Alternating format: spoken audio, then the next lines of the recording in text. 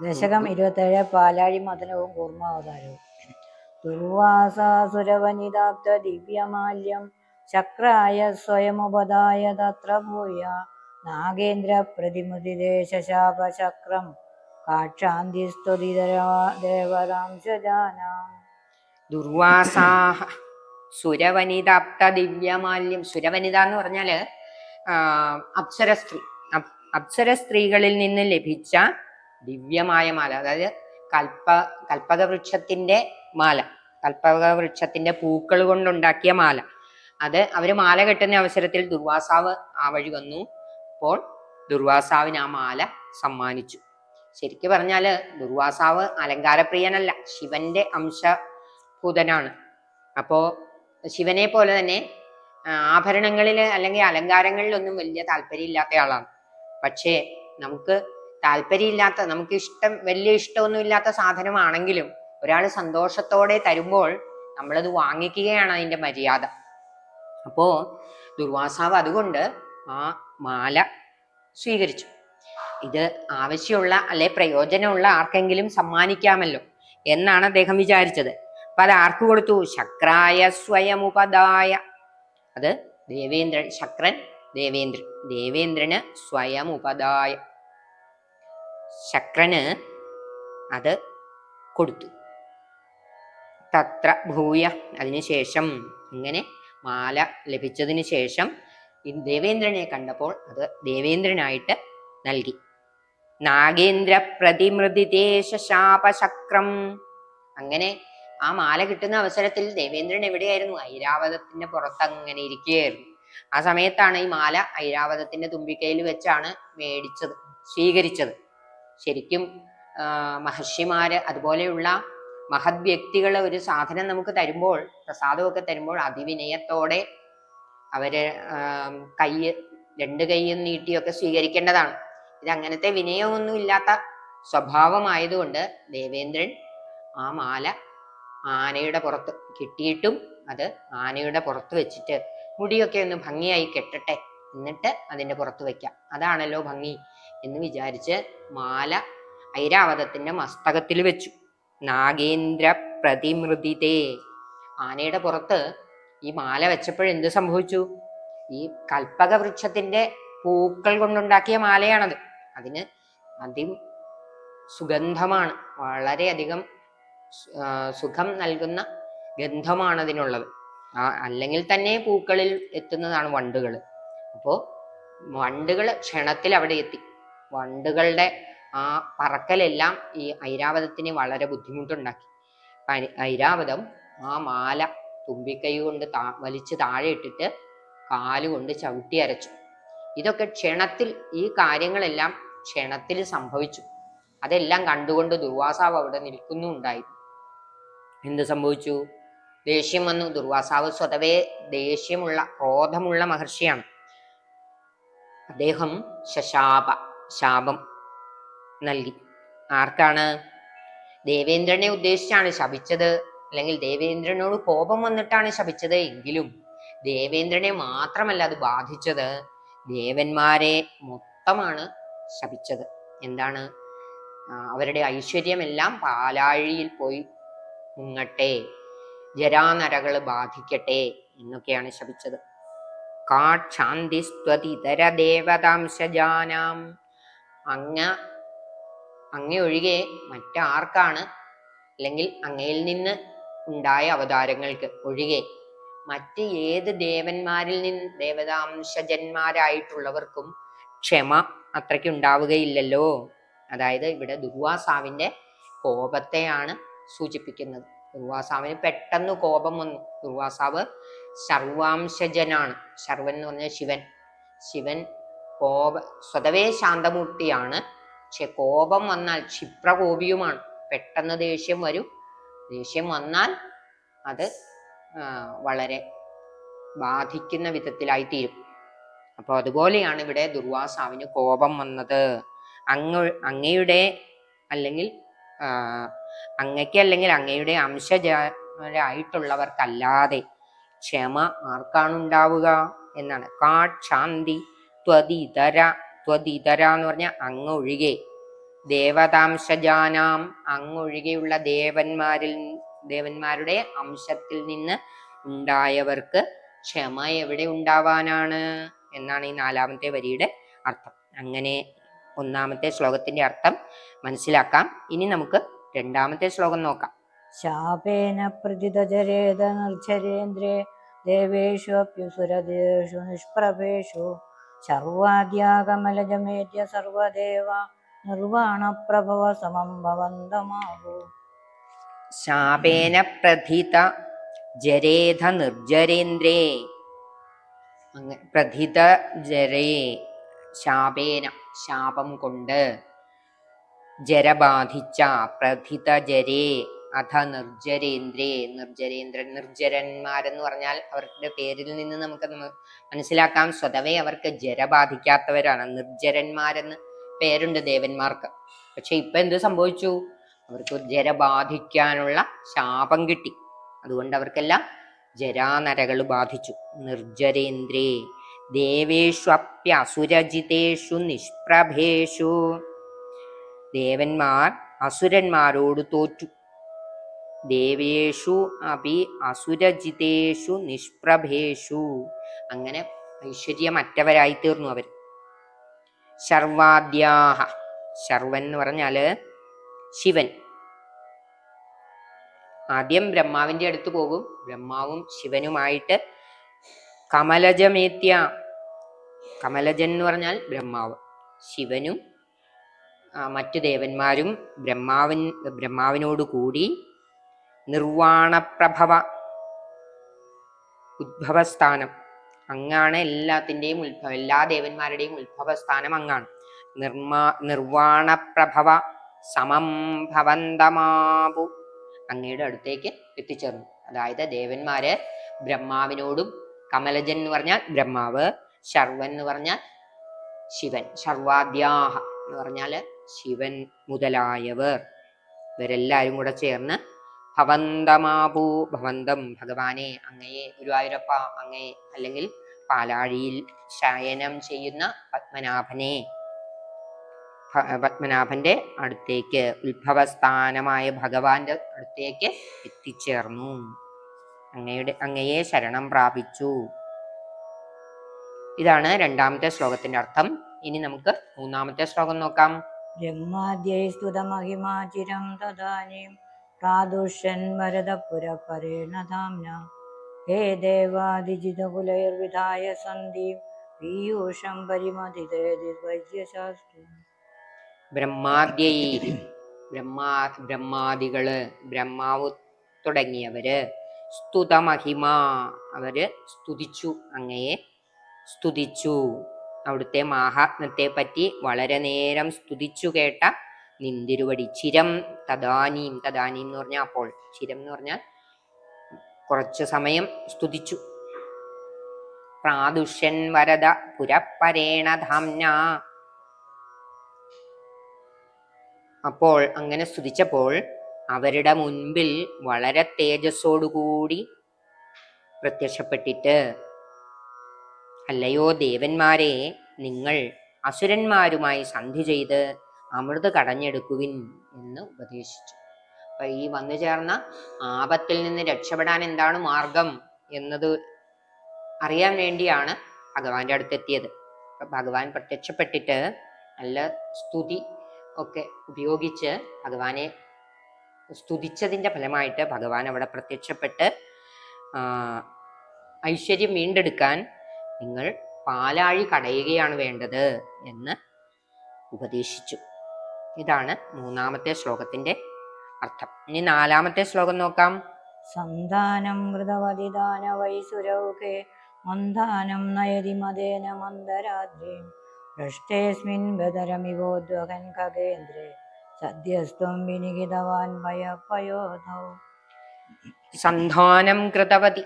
അസുരന്മാരുമായിട്ട് സന്ധി ചെയ്ത്, ദിദിജകുലൈർ വിധായ സന്ധിം എന്ന് 3ാമത്തെ ശ്ലോകത്തിൽ, ഹേ ദേവാ ദിദിജകുലൈർ വിധായ സന്ധിം എന്ന് 3ാമത്തെ ശ്ലോകത്തിൽ പറഞ്ഞു. ദിദിജൻ എന്ന് പറഞ്ഞാൽ ദൈത്യൻ, അസുരൻ എന്നാണ് അർത്ഥം. അസുരന്മാരുമായിട്ട് സന്ധി ചെയ്ത് നിങ്ങൾ പാലാഴി കടയൂ. കാരണം ദേവന്മാർക്കിപ്പോ ഐശ്വര്യമില്ല, ജരയൊക്കെ ബാധിക്കുകയും ചെയ്തു. അപ്പോൾ ശക്തിയുമില്ല. പാലാഴി കടഞ്ഞോളൂ എന്ന് പറഞ്ഞാൽ കടയാനുള്ള ശക്തി വേണ്ടേ? അവർക്ക് ശക്തിയില്ല. അപ്പൊ ശക്തന്മാരുമായി, ശക്തിയില്ലാത്തവര് ഒരു കാര്യം നേടണമെങ്കിൽ എന്ത് വേണം? ശക്തിയുള്ളവരുമായിട്ട് ചേരണം, അവരുമായിട്ട് സന്ധി ചെയ്യുക.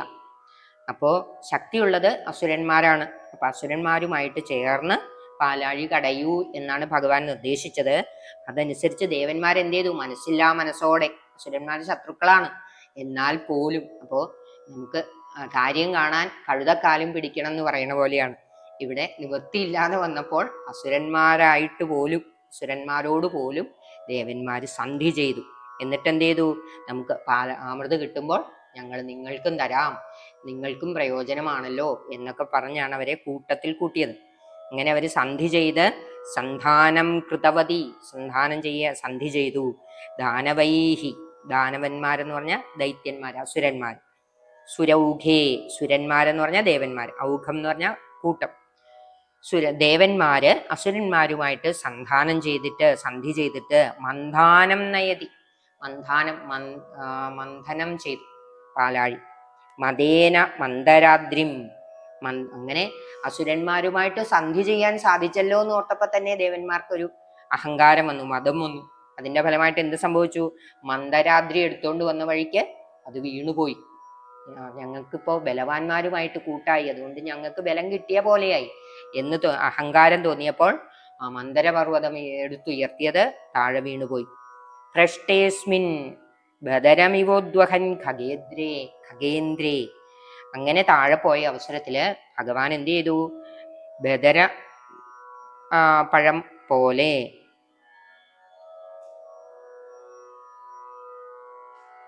ലന്തപ്പഴം എടുക്കുന്ന ലാഘവത്തോടെ ഭഗവാൻ ഈ മന്ദര പർവ്വതത്തെ ഖഗേന്ദ്രൻ, ഗരുഡന്റെ മുകളിൽ എടുത്തു വെച്ചു. ഖഗം എന്ന് പറഞ്ഞാൽ പക്ഷി, പക്ഷീന്ദ്രനാണ് ഗരുഡൻ.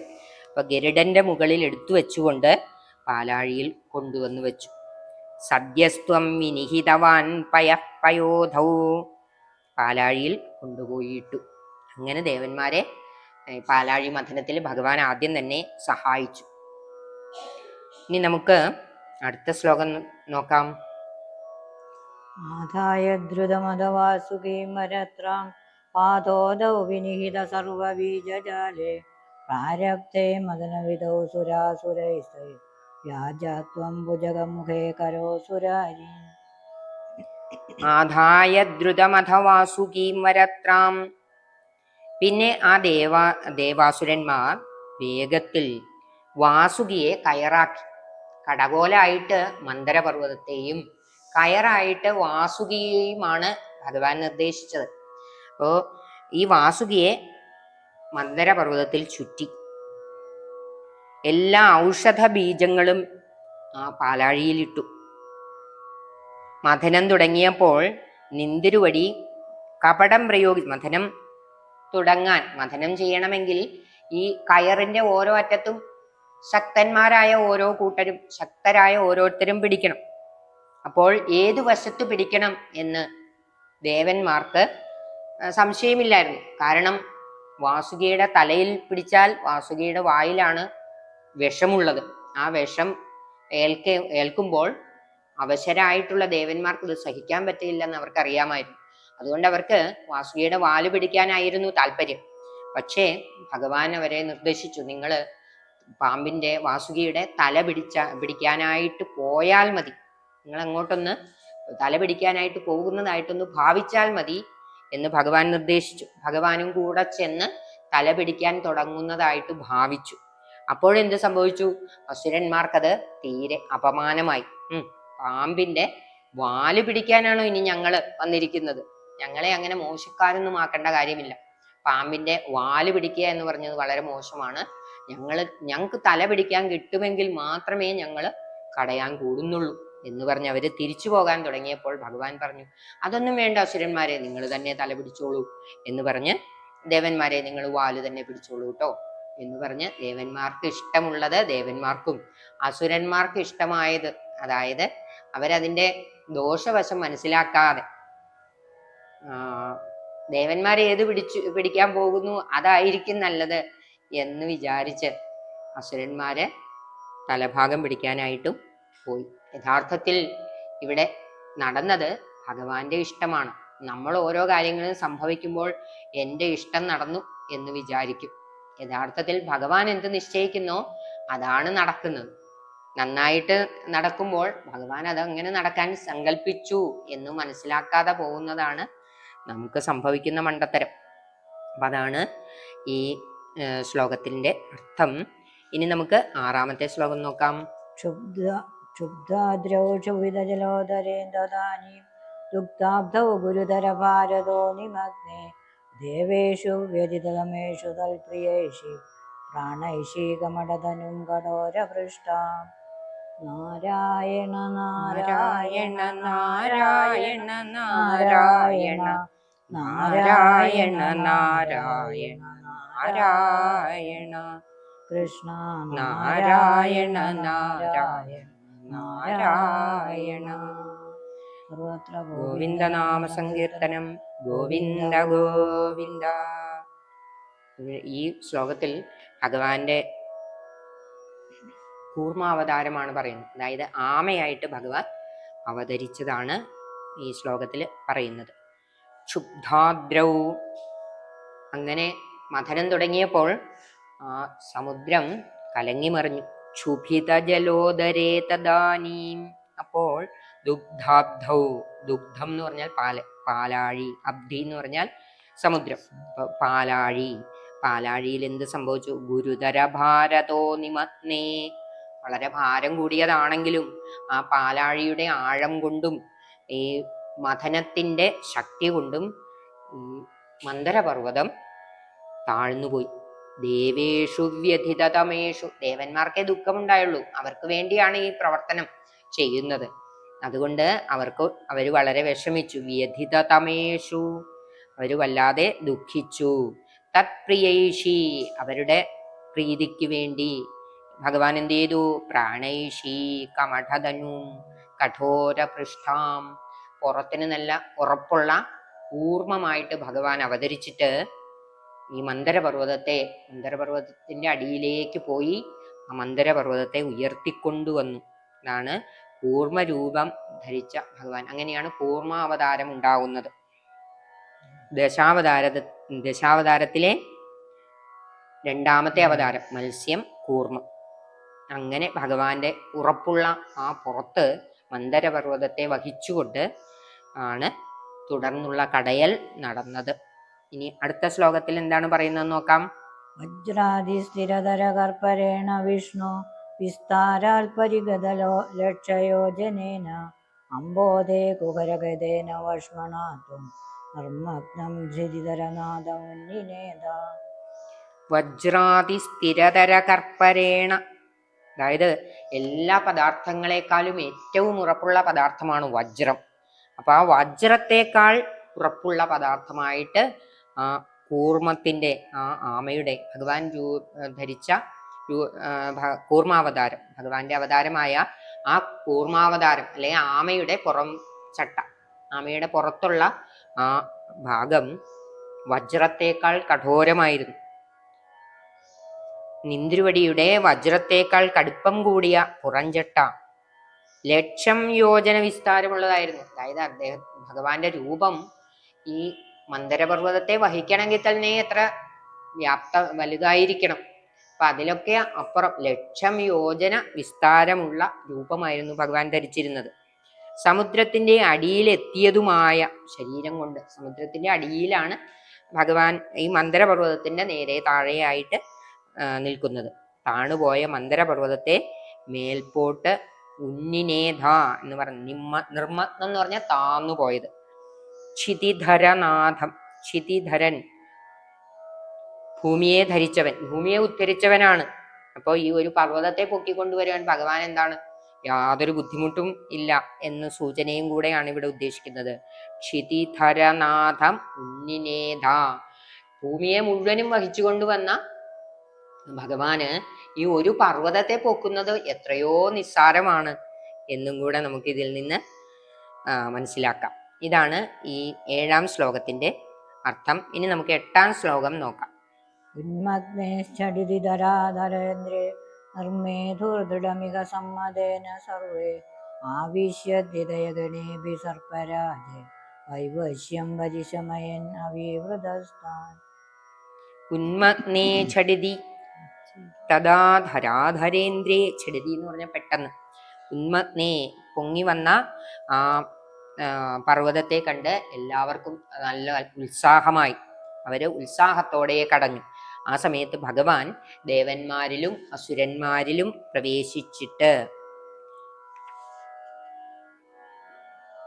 ആവിശ്യദ്വിതയഗണേപി സർപ്പരാജേ 3 പേരിലും പ്രവേശിച്ചു. അതായത് അസുരന്മാരിലും ദേവന്മാരിലും പിന്നെ വാസുകിയിലും ഭഗവാൻ തന്നെ പ്രവേശിച്ചിട്ട് വൈവശ്യം പരിശമയൻ അവീവൃതസ്ഥാൻ.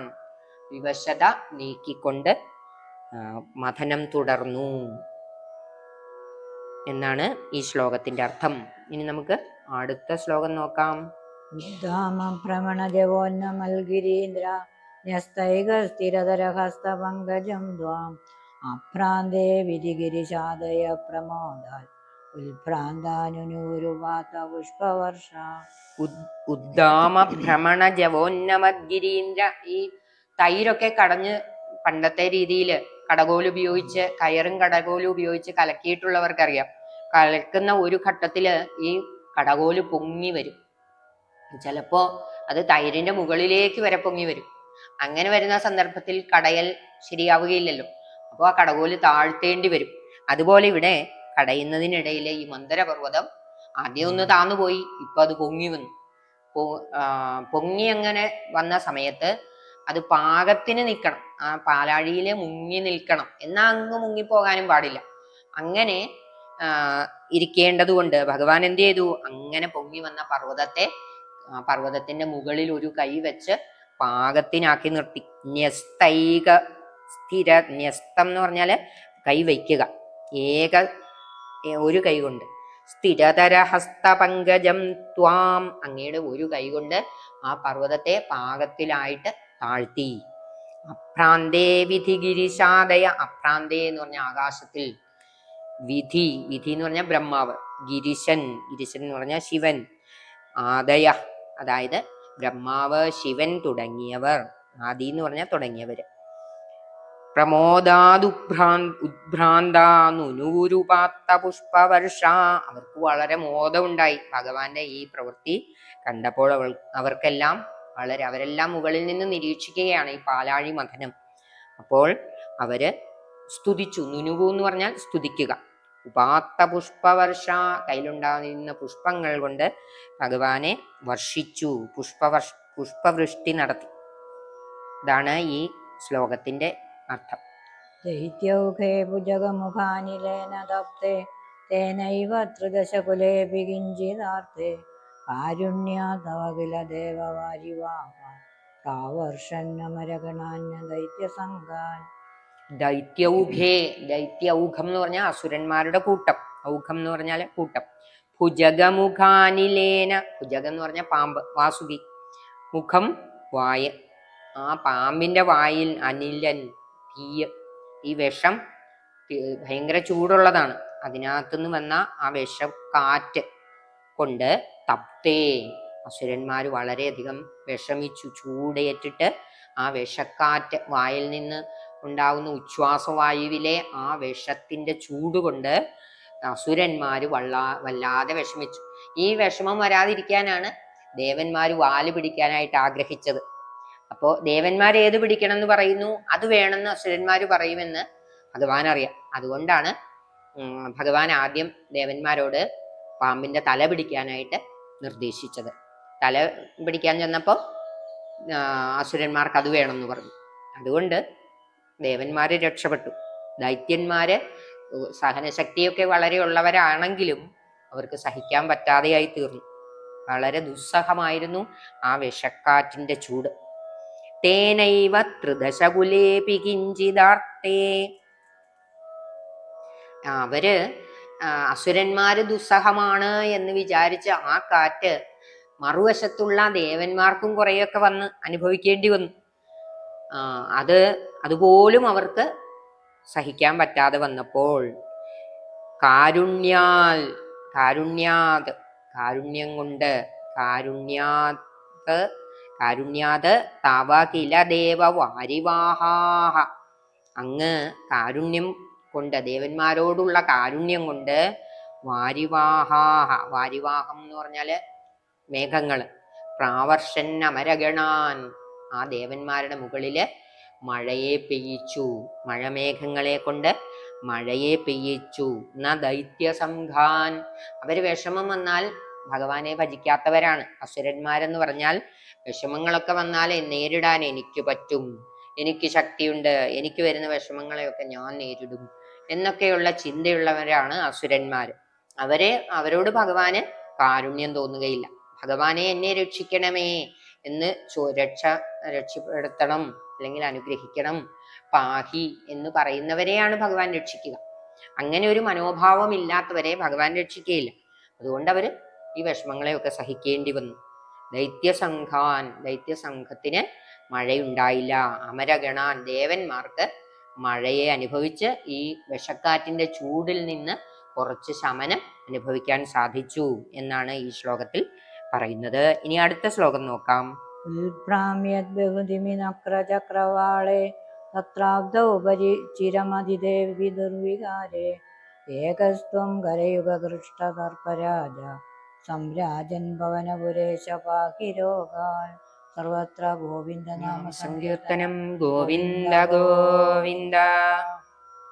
ഉദ്ഭ്രാമ്യദ്ബഹുതിമിനക്രചക്രവാളേ തത്ര അബ്ധൗ വളരെ തിമിംഗിലങ്ങളും മുതലകളും പരിഭ്രമിച്ചു പാഞ്ഞുകൊണ്ടിരിക്കുന്ന അങ്ങനെ ഈ മന്ദരപർവ്വതം കിടന്ന് തിരിയുമ്പോൾ ശക്തിയായിട്ട് കിടന്ന് തിരിയുമ്പോൾ അതിനകത്തുള്ള സമുദ്രത്തിൽ എന്തൊക്കെയുണ്ട്?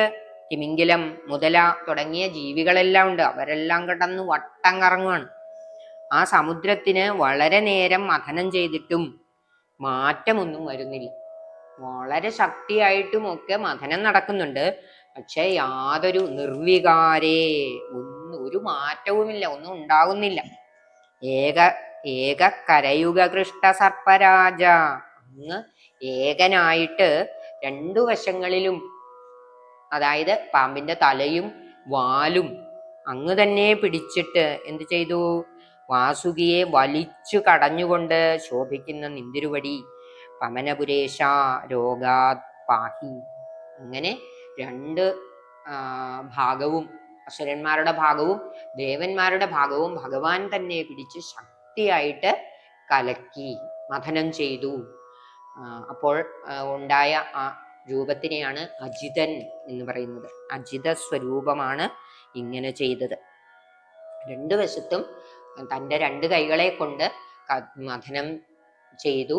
മന്ദരപർവ്വതം പൊങ്ങി വരുമ്പോൾ മന്ദരപർവ്വതത്തെ പാകത്തിനാക്കി നിർത്തി അങ്ങനെ ശക്തിയായിട്ട് ഭഗവാൻ തന്നെ കടഞ്ഞു. അപ്പൊ ഇതിന്റെ ഉൽപ്പന്നമായ അമൃത് എന്ത് ചെയ്യണമെന്ന് തീരുമാനിക്കാനും ഭഗവാന് തന്നെയാണ് അവകാശം. കാരണം ഇവിടെ യഥാർത്ഥത്തിൽ ഉൽപ്പന്നം അല്ലെങ്കിൽ എന്തെങ്കിലും നമുക്ക് വസ്തുക്കൾ ലഭിക്കത്തക്ക വിധത്തിൽ കടഞ്ഞത് ഭഗവാൻ തന്നെ എന്ന് കാണിക്കാനാണ് ഇവിടെ പറഞ്ഞത്. ഭഗവാൻ തന്നെ ഒറ്റയ്ക്ക് കടഞ്ഞപ്പോഴാണ് ഈ പാലാഴിക്ക് ഒരു വികാരം ഉണ്ടായത്, മാറ്റമുണ്ടായി. വികാരം എന്ന് പറഞ്ഞാൽ മാറ്റം, നിർവികാരം എന്ന് പറഞ്ഞാൽ ഒരു മാറ്റവും ഇല്ലാതെ അവസ്ഥ. എന്ത് സംഭവിച്ചാലും സന്തോഷവുമില്ല, സങ്കടവുമില്ല, ദേഷ്യവുമില്ല, വെറുപ്പ്, ക്രോധം, ഇങ്ങനത്തെ യാതൊരു വികാരങ്ങളും ഇല്ലാത്ത അവസ്ഥ, നിർവികാരം. വികാരം എന്ന് പറഞ്ഞാൽ മാറ്റം. നമ്മളുടെ സ്വഭാവത്തിന് അല്ലെങ്കിൽ ഓരോ വസ്തുക്കൾക്കും സ്വഭാവത്തിന് ഉണ്ടാവുന്ന മാറ്റം എങ്ങനെയാണോ അതിൽ നിന്ന് വ്യത്യാസം വരുന്നതിനാണ് വികാരം എന്ന് പറയുന്നത്. അങ്ങനെ ഈ ദശകം തീർന്നിരിക്കുന്നു. നമുക്ക് ഇനി അടുത്ത ദശകം നോക്കാം. കായേന വാച മനസേന്ദ്രിയൈർവാ ബുദ്ധ്യാത്മനാ വാ പ്രകൃതേ സ്വഭാവാത് കരോമി യദ്യത് സകലം പരസ്മൈ നാരായണായേതി സമർപ്പയാമി. സർവം നാരായണായേതി സമർപ്പയാമി.